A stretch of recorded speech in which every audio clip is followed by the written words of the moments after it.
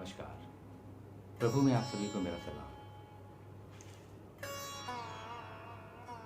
Romeo की किताब उसका 2 अध्याय और उसकी 3 आयत से ही कहता है, हे मनुष्य, तू जो ऐसे ऐसे काम करने वालों पर दोष लगाता है और आप वे ही काम करता है, क्या यह समझता है कि तू परमेश्वर की दंड की आज्ञा से बच जाएगा? क्या तू उसकी कृपा और सहनशीलता और धीरज रूपी धन को तुच्छ जानता है? क्या यह नहीं समझता कि परमेश्वर की कृपा तुझे मन फिराव को सिखाती है, पर तू अपनी कठोरता और हठीले मन के कारण उसके क्रोध के दिन के लिए, जिसमें परमेश्वर का सच्चा न्याय प्रकट होगा, अपने लिए क्रोध कमा रहा है। बहुत ज़रूरी है हमको ये समझना, आजकल जो हो रहा है हमारी इस दुनिया में, बीमारी है, तकलीफ है, परेशानी है, जो हमने अभी पढ़ा ये हमको एक सीख देता है और साथ ही साथ एक चेतावनी देता है, एक वार्निंग है जो हमको दे रहा है। क्या कह रहा है? सीख ये है कि अपने मन को फिराओ, यानी कि अपने गलत कामों से तौबा करो, उनके लिए माफ़ी मांगो। क्यों? वार्निंग क्या है? चेतावनी क्या है? क्योंकि अपने हठीले मन के कारण उसके क्रोध के दिन के लिए, जिसमें परमेश्वर का सच्चा न्याय प्रकट होगा, अपने लिए क्रोध मत कमाओ। इससे पहले कि खुदा हमारा मुकदमा करे, हमारा न्याय करे, हमें क्या करना है? अपने मन को फिराना है। बहुत ज़रूरी है, क्योंकि कई लोग कहते हैं किसने देखा है, कब होगा, कब से बातें लिखी जा चुकी हैं, आज तक तो कुछ हुआ नहीं है और आगे भी पता नहीं होगा। परमेश्वर ने ये कहा है, वो कहा है, ऐसा लिखा है, वैसा लिखा है, कौन जाने। सब दुनिया वैसे ही चल रही है जैसे चलती आ रही है, मगर आजकल के दिनों को अगर हम गौर से देखें, निगाह करके देखें, तो ये जो हो रहा है ये सामान्य नहीं है।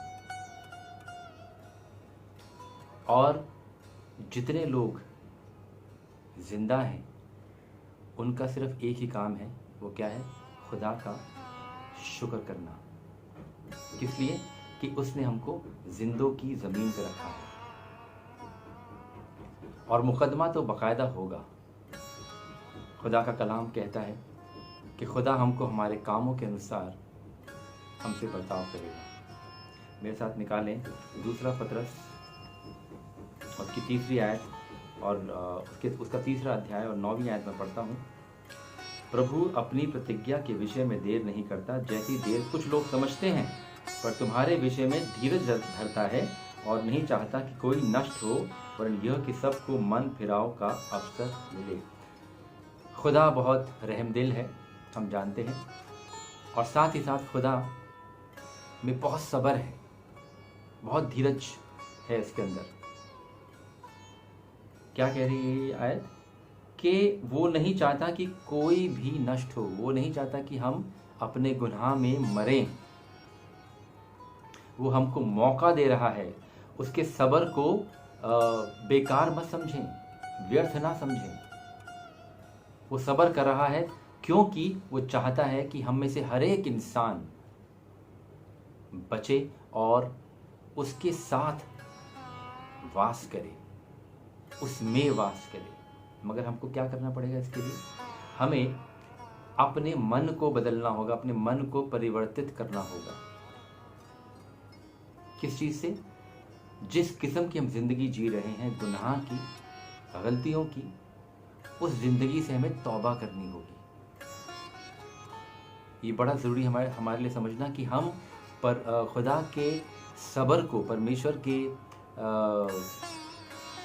अनुग्रह को और उसके धीरज को व्यर्थ ना समझें, उसकी इज्जत करें, उसको ऑनर करें, उसको बहुमूल्य जानें कि वो हमारे लिए धीरज धरता है, हमारे लिए सब्र करता है कि हम नाश ना हो, बल्कि उसके साथ उस हमेशा की जिंदगी में, अनंत जीवन में वास करें।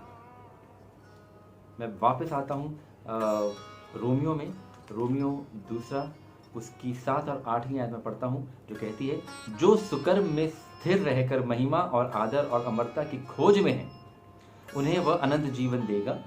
पर जो विवादी हैं और सत्य को नहीं मानते वरन अधर्म को मानते हैं, उन पर क्रोध और कोप पड़ेगा। जो मेडिटेट करता है कि मैं क्या कर रहा हूँ, जो इंट्रोस्पेक्ट करता है कि मैं क्या कर रहा हूँ, मुझे क्या करना चाहिए, जो सुकर्म में रहना चाहता है, सुकर्म में अपना जीवन व्यतीत करना चाहता है, उन्हें खुदा अनंत जीवन देगा, हमेशा की जिंदगी देगा। वो खुशी, वो तसल्ली, वो इत्मीनान, वो चैन, वो सब कुछ परमेश्वर उन्हें देगा।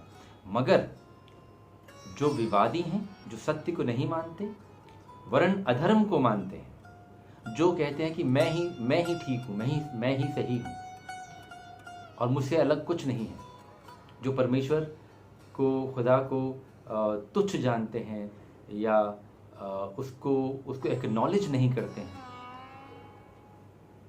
जो आर्ग्यू करते हैं, विवाद करते हैं, ऐसा है वैसा नहीं है, ऐसा है वैसा, जो अपनी अकल से, अपनी करप्टेड अकल से चलते हैं, उनके लिए क्या कहता है, उन पर क्रोध और कोप पड़ेगा। जब वो दिन आएगा, न्याय का दिन आएगा, तब परमेश्वर उन पर दया नहीं करेगा, क्योंकि परमेश्वर ने, खुदा ने उनको मौका दिया, उनको अवसर दिया अपने मन फिराने का, तौबा करने का, मगर उन्होंने उसके इस अनुग्रह को, इस ग्रेस को तुच्छ जाना, बेकार जाना और अपना मन नहीं फिराया, तौबा नहीं करी। आजकल के दिनों में हमें सोचने की बहुत ज़रूरत है कि ज़िंदगी हमसे क्या चाहती है। हम अपने घरों में कैद हैं, कहीं जा नहीं सकते, कहीं आ नहीं सकते। खुदा हमसे क्या बात करना चाह रहा है, ये हमें समझना बहुत ज़रूरी है। परमेश्वर करे कि वो हमको अकल दे, समझते कि हम उसके दिल की बातें जानें और वो हमसे क्या चाहता है वो समझें, ताकि हम नाश न हो मगर हमेशा की ज़िंदगी पाएं। आमीन।